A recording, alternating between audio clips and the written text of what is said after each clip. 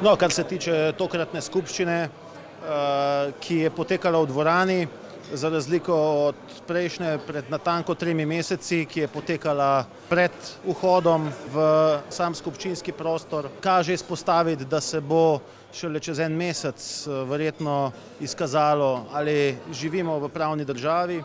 Skratka, mi bomo sklepe današnje skupščine brez nadaljnega, kot je bilo tudi napovedano, izpodbijali in gojimo upanje, da se bo izkazalo, da je vendarle to, kar je že bilo sprejeto, tisto, kar je merodajno in da na ponovitvi ene in iste stvari ne more biti drugačnih rezultatov, kot so se že pokazali.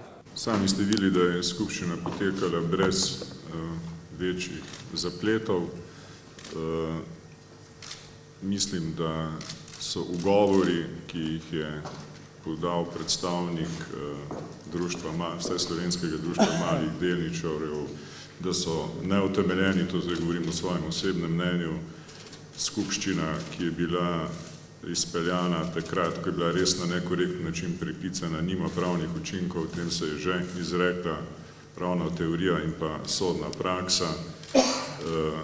Uprava lahko vedno prekliče skupščino, razen takrat, kadar jo je sklicala na zahtevo manjšinskih delničarjev v skladu z 296. členom ZGD-ja in je o tem se že izreklo v eni sodbi Višje sodišče v Ljubljani. Tako da zapletov glede morebitnih dvojnih članstv v nadzornem svetu ne bo, tako da glede na te napovedi iz podborke jaz osebno napovedujem, da bodo vse neutemeljeno zavrnjene.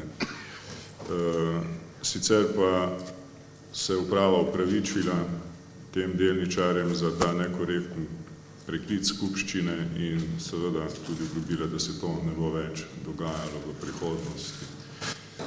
Gospod Turnšek, ostaja v nadzornem svetu presenečeni?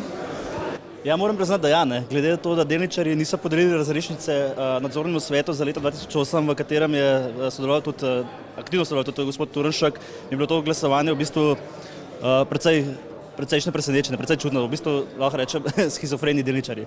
Ampak